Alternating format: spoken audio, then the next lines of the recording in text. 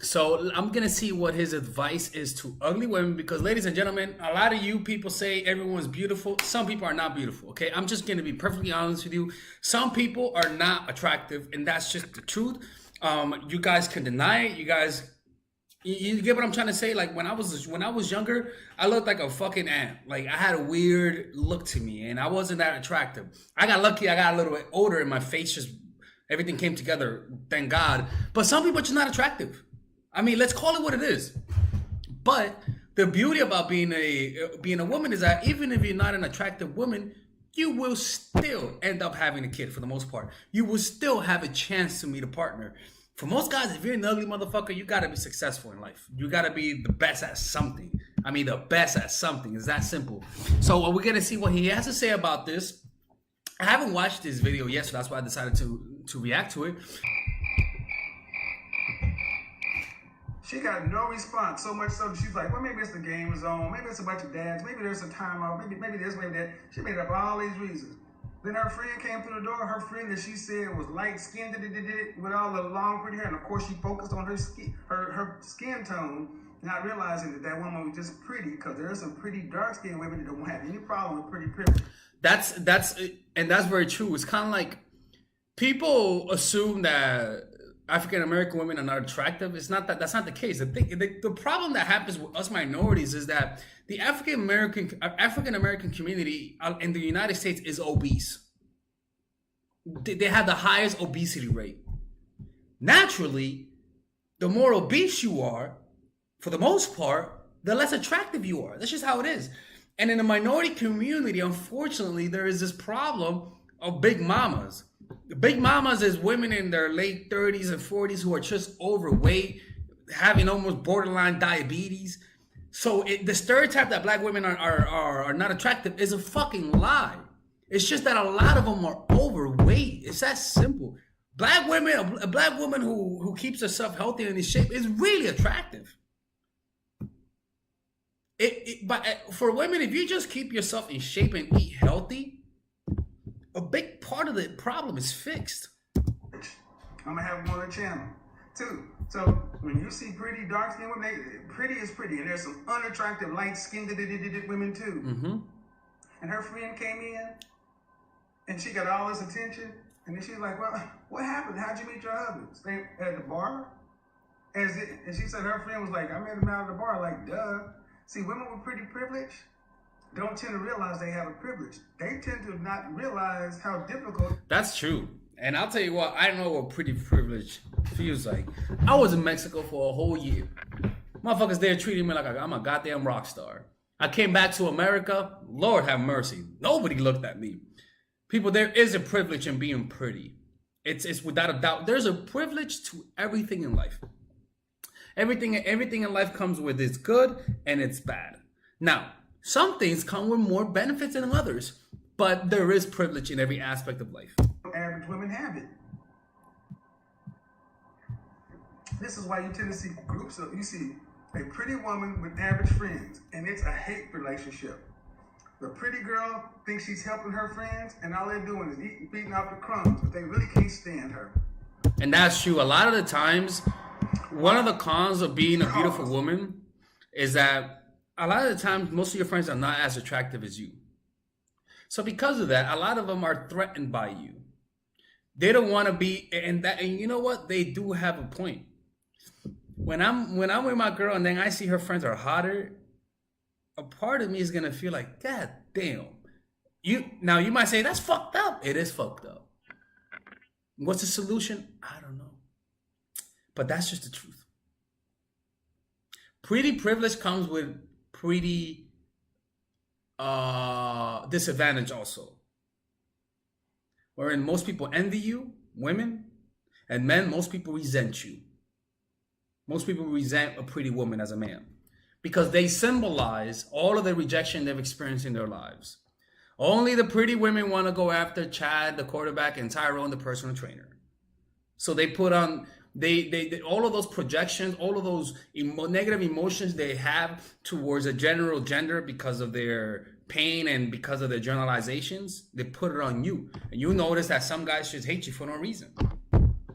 Or they'll bang you and then treat you like shit because what they really wanted to do was to put you down. You should be with an average man.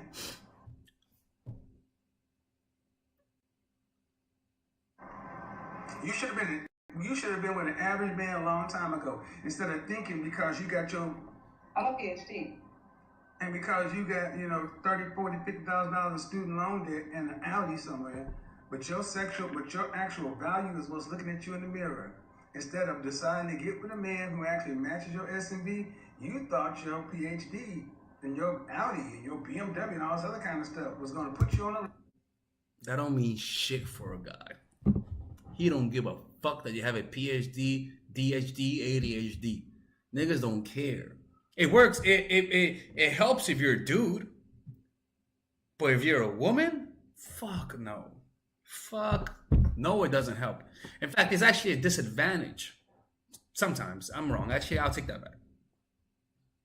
And I always say, if I have a daughter and I prefer and I had the choice to make her hot or average looking, I'll go with the average looking daughter. Because hot girls have more insecurities than average looking girls. Hot girls usually end up with high value guys that cheat on them. High value meaning on the world. They're famous and they have money and power, right? Those are the high value guys, not emotional maturity. When you're a high value girl, you usually end up hanging around people who only value you for your looks and also envy you for your looks. When you're a high value, when you're a really attractive girl, you usually hook up with the guys that everyone wants, which means other women will still try to get him even though you're with him. It's not a good place to be in. Well, if you're an average girl and you accept being average, you're going to find a guy who's also average. And because he's average, nobody wants to fuck him. And because nobody wants to fuck him, he's not going to cheat on you. Get the point? Like, it's like when you get older, some people, as they get older, some people, if they're not comfortable with their age, they'll make friends with people who are younger than them. But you gotta fall back with who you are. If you're getting older, make friends who are your age. Except if you're a guy and you're dating people. You know, if you're a 40-year-old, nothing wrong with dating a 23-year-old, right? Some of them prefer that. But what I'm saying is that if you're a 7, you gotta be okay with being with a guy who's a 7. Because your quality of life is gonna be better. It's like having a job that pays $100K a year and you work 80 hours a week versus a job that pays $60K a year and you work 30 hours a week. Go with the one that has a quality of life. Go with the guy that won't cheat on you. Go with the guy that treats you good. You may be looking, you get what I'm trying to say? Level with those quote unquote high value men, and they're checking for the women. You know, they're checking for the women that they like. So this is when women start to do this. All high value men have issues. Or they gay. See, when they can't get the high value guys, they make the guy something wrong with it. Instead of saying, you just ain't in their league, sis. But see, men know when they're not in the pretty privileged woman's lane. Here's the question. We're gonna talk about being invisible. Every woman wants a high value man when they really most women want high value men when they're really honest. Being unpretty is like being invisible. Ooh. Hold on. Kind of looks like the kind of pastor that'll bang your wife. Like I said, high value men have pretty privilege, but hold on. This is gonna hurt. Warning, put your kids up. Warning, warning, warning, warning. Warning. If your looks don't matter, you don't matter. If your looks don't matter, you don't matter. Well, look, ladies, at the end of the day, a big part with the kind of guys that you attract, I will go with 80% is going to be about your looks. It's just going to be about your looks, man. As a guy, I don't know what the percentage is, but it's just a lot lower. And that's just the price of starting off strong. Like, guys began, and women told me this shit. I remember, women told me this shit, okay? Some women began to be looked at by guys by the age of fucking 12.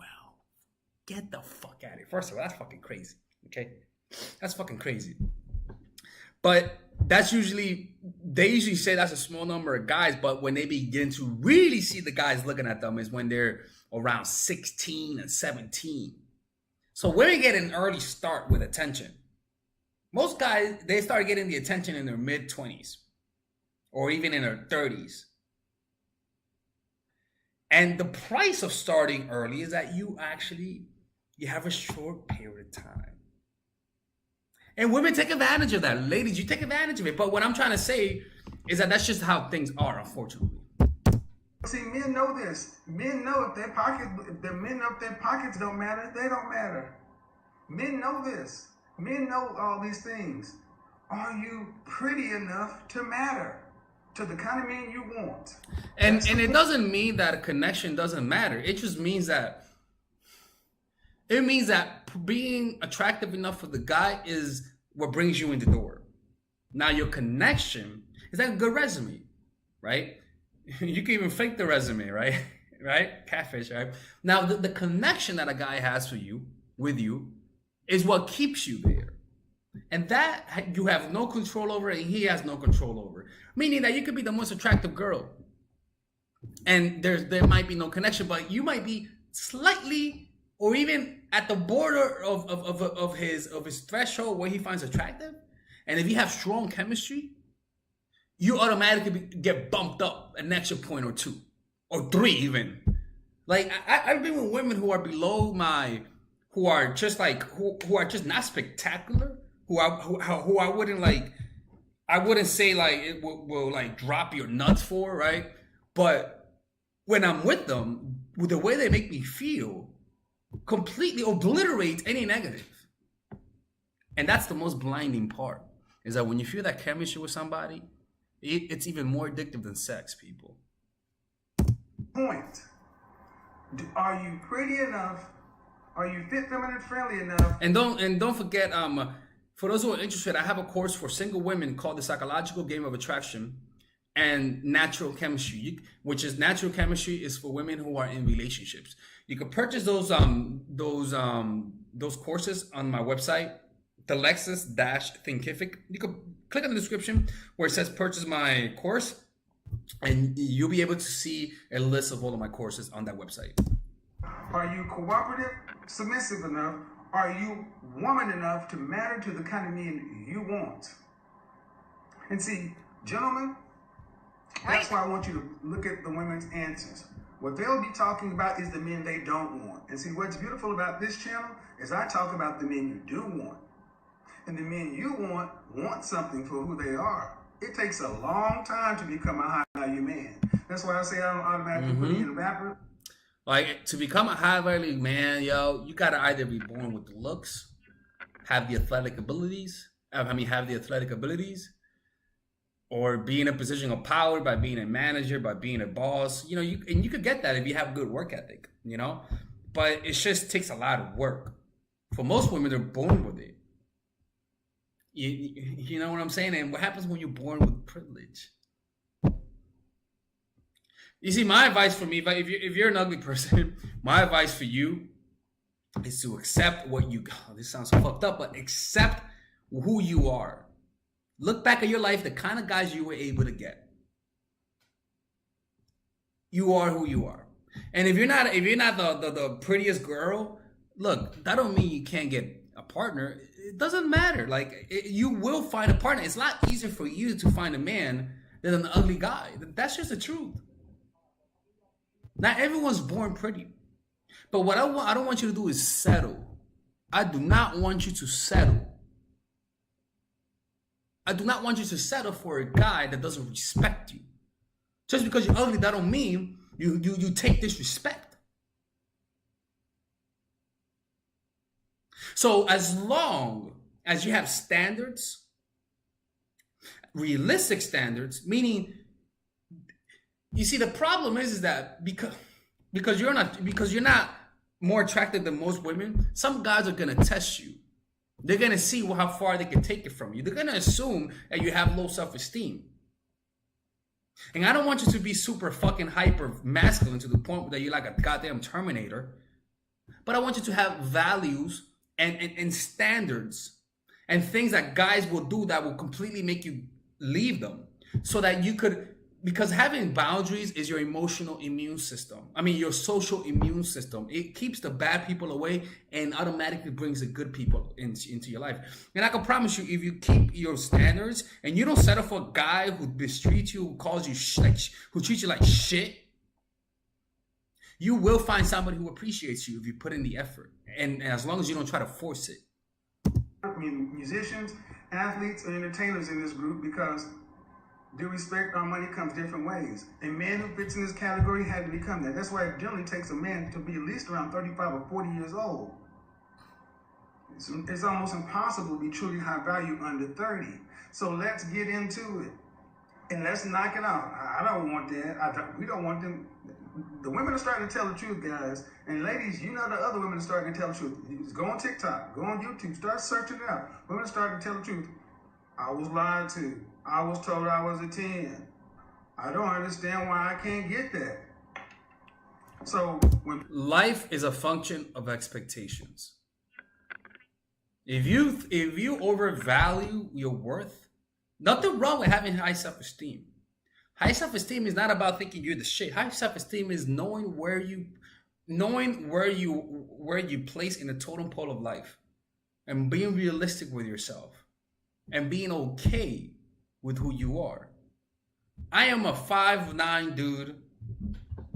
5'8.75". Don't tell that another one, right? I am a 5'9" dude, and in person 5'10" on Tinder, and 5'8.75 on the scale in my doctor's office. And I've accepted my height. It took me until I was like 22, 23 to accept it, but I accepted it. And I know that if I was taller, I could maybe attract more women, but I accepted it, and it's okay. Same with you. And the beauty about being a woman, ladies, is that you transform more than men do. By simply eating healthy and getting into a good, healthy shape, you just will become instantly more attractive. It's just how it is. There's hope for everybody. When people come tell me to change my tone and be nice and such and so forth, I look at all those people as your enemies, ladies. Because there are people who keep saying, you need to change your tone and this and that, and be nice and say this to the women. I'm telling you the truth. I'm telling you the truth. What place are you going to come in? Everybody doesn't come in first place. You did not. And sometimes coming in first place is actually a curse. Because you attract envy and jealousy. Homecoming queen. You were not Miss America. Men know our rank. Where do you rank? Are you pretty enough to matter? And pretty is in quotations. Are you pretty enough to matter to the kind of men you want? Let's get into it. And like old Robin said, sounds like a lot of work. Then hey, ladies, Robin is looking for a girlfriend. Y'all go ahead and hit up Robin. She's looking for a girlfriend. She may have a cat. You could have a dog. And y'all this nigga has a whole fucking production in his house. All right, ladies and gentlemen, I hope you guys enjoyed this video. Let me know if you guys want me to make more of these reaction videos. Again, I am doing this for you guys. I am doing this for all of my fans. I want to please you guys. I want to entertain you guys. I know I have some knowledge. At least you guys say I have some knowledge. But at the same time, I want to be entertaining. I want to give you guys some variety. And this is the kind of variety that I am providing to you guys. And if you guys like it, encourage me more by liking this video, or I'm closing the channel. All right, ladies and gentlemen, if you guys ever want to learn how to use your feminine energy to influence people, learn how to use your masculine energy to become more assertive, and also learn how to blend both energies to improve your dating life, your spiritual life, honestly, your relationship life, your family life, your career life, this is the course for you. If I had to make a course for my nieces, I have two nieces, one is 19 and one is 15. 16. Holy shit. Oh my God, he's a bad fucking uncle. He's a bad uncle. Get him. Shut up, Melissa. You should get this course, right? And this is the course that I will make for them. So, for example, watch the curriculum, right? In the first week, we're going to be showing you how to establish a strong masculine foundation. without letting it hurt your feminine energy. This masculine foundation is a source of who you are, right? It's your bodyguard. Without this, whatever feminine energy you create will be destroyed by the outside, because your masculine is your shield. So we'll talk about goal setting. We'll talk about how to develop a serious attitude. We're gonna be talking about how to use more logic, how to use more goal-oriented behavior. It's more how to be a man. Now the next one is how to embrace the feminine energy, right? This one would teach you about how to minimize excessive masculine traits, developing self-awareness, healing abundant feminine energy, regulating your emotion, mastering voice qualities and facial expressions, surrendering control, and allowing pain to be felt. This is honestly, this will supercharge, like Kaioken, your masculine energy. After that, we have femininity in the workplace, and how to be feminine in the workplace without letting people take advantage of you, and the nuances of how women of power should behave versus women who are subordinates in the workplace, and even the dress code. This is based on psychology, people. It's kind of insane. I'm actually excited about this one. The next week, we talk about navigating the labyrinth of male and female friendship, and this a lot of women find confusing, so we talk about that. And how to identify envious friends, how to identify the good friends, how to keep male friends, and how to keep female friends. Week 5, we talk about how to release the burden of the past and stop and destroy mental projections. This is actually really powerful. And then week 6, we talk about how to increase your observational power so that you can read people better.